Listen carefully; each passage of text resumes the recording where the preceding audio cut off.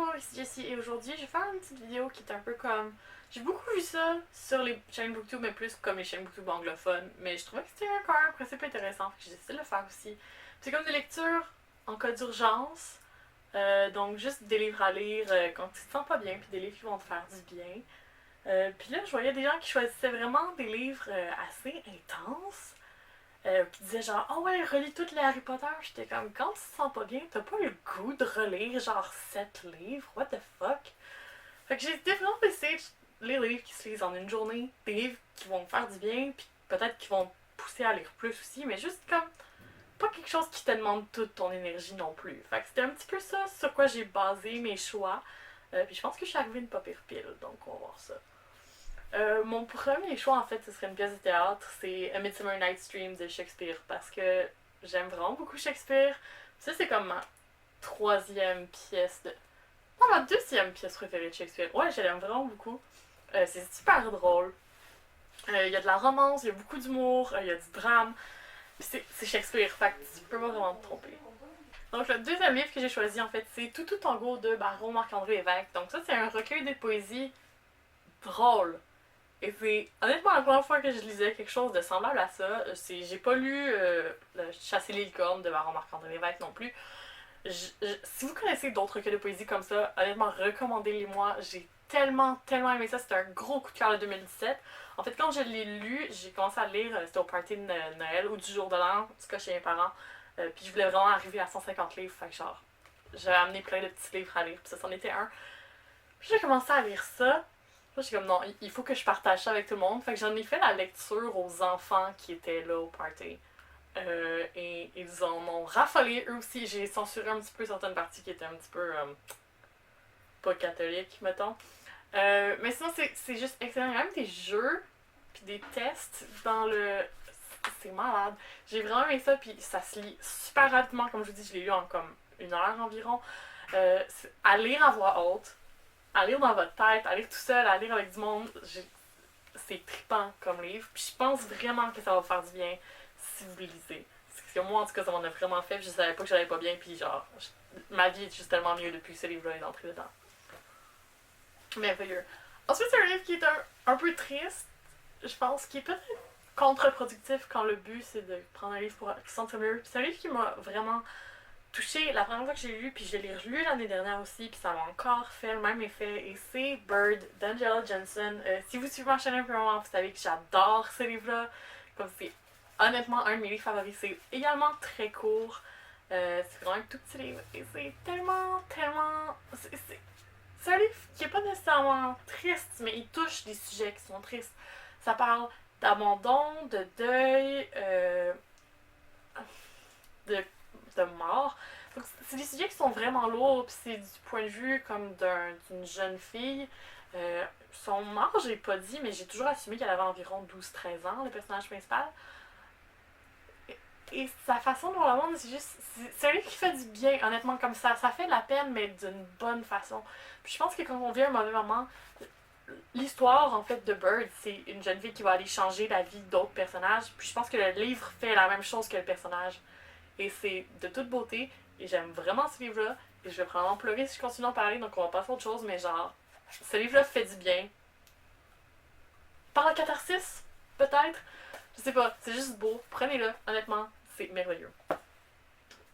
Ensuite, encore de la poésie, mais cette fois j'ai choisi The Sun and Her Flowers de Rupi Kaur. Donc j'aurais pu choisir Milk and Honey, mais c'est un petit peu trop heavy, je pense. Il y a quand même des poèmes là-dedans qui sont plus forts. The Sun and Her Flowers, c'est un peu plus positif. Ça renforce, je dirais, peut-être pas tous les poèmes, il y a quand même des poèmes qui sont tristes là-dedans, mais il y a tellement de poèmes qui voient la beauté dans le monde, puis qui veulent essayer de te faire rendre meilleur. Puis c'est vraiment. Il y a des poèmes qui sont vraiment merveilleux, puis ça aussi, c'est un des recueils que j'ai eu en fait avant la fin de l'année 2017 et qui a vraiment bien fini mon année, je dirais. C'est vraiment excellent aussi. Si vous connaissez Rupi Kaur, j'imagine que vous l'avez peut-être déjà lu. Sinon, je vous dirais que c'est meilleur que Milk and Honey. Donc c'est une recommandation de ma part. En tout cas, j'ai vraiment aimé ça. Ensuite, pour moi, les choses qui font vraiment du bien à part de ça, c'est vraiment les livres de romance. J'ai toujours eu un gros faible pour les histoires d'amour, puis ça, c'est quelques choix que je pense qui font vraiment du bien. Donc le premier en fait c'est Simon vs. The Homo Sapiens Agenda de Becky Albuquerque. J'en ai déjà parlé sur la chaîne, c'est vraiment un livre qui fait... ça se lit également comme 1 ou 2 journées. Donc encore une fois un livre qui se lit bien, qui se lit rapidement, puis qui fait du bien aussi. C'est vraiment cute comme histoire, c'est le fun, ça fait rire, puis c'est adorable. Donc ça aussi je pense que c'est vraiment quelque chose qui fait du bien à lire quand on se sent pas super.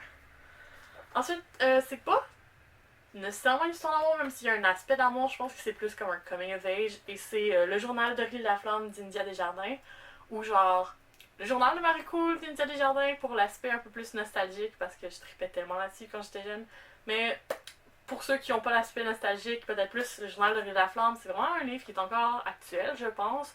Même si des fois, elle parle de MySpace, des affaires comme ça, qui sont plus tellement in. Personne dit ça dans la vie, hein, in. Non. Bref, c'est vraiment bon comme livre. Également, ça se lit comme très rapidement. Je pense que la première fois que je les ai lus, j'ai lu les 3 premiers livres en une journée, donc oui. Intense. Mais c'est un livre aussi qui fait du bien. C'est drôle, c'est le fun. Il y a un aspect de romance également, comme j'ai dit. Puis tu sais, Henri Laflamme, c'est toujours le fun à lire, je pense. Donc définitivement encore une recommandation de ma part. Je sais pas pourquoi je dis que c'est une recommandation de ma part quand je fais une vidéo où je vous recommande ces livres-là. Donc nécessairement, je le recommande. Mais bon, vous comprenez quand même ce que je veux dire. Puis enfin, le dernier pour moi, c'est Anna and the French Kiss de Stephanie Perkins. Bon, j'ai pas besoin d'en parler davantage, je pense. Ça a été un grand effort de contrôle de ma part de ne pas le relire encore une fois cette année parce que j'aime tellement cette série-là. Donc c'est une trilogie, mais on peut lire chaque livre individuellement. J'ai choisi Anna and the French Kiss parce que j'aime vraiment les lire en ordre. That's it. Donc c'est l'histoire d'Anna qui va vivre à Paris pendant 1 an pour étudier là-bas et tout ce qui en suit. C'est également une histoire d'amour, c'est vraiment nunuche comme histoire et j'adore ça. Donc si vous avez vraiment besoin de quelque chose de léger qui va juste vous faire sourire, puis vous faire comme ah, c'est le livre pour ça. Donc c'est ça pour ma pile, que je remarque que je n'ai pas mis tous les livres du même sens. Ils sont en l'envers encore. Donc c'est pas ça pour ma pile, je dirais. Il y a plein d'autres livres que j'aurais pu mettre dessus, mais comme je dis, un des critères que je voulais, c'est que ce soit des livres qui sont courts, qui se lisent facilement, puis des livres qui rendent heureux. Tu sais, je veux pas vous recommander, genre, certains de mes livres préférés qui vont vous arracher le cœur pour vous faire pleurer pendant 3 jours. C'est pas ça le but. Donc là, c'est pas nécessairement les meilleurs livres du monde, c'est juste des livres qui vont vous faire du bien si vous en avez besoin de quelque chose comme ça, quelque chose de léger. Si vous avez des recommandations, vous aussi, c'est quoi les livres qui vous font du bien à lire? C'est quoi les films aussi? Les films, la musique, etc. qui font du bien à lire. Parce qu'on a toujours besoin d'un peu plus de soleil dans nos vies. Donc, partageons ce soleil. Et sur ce, je vous dis merci et à la prochaine!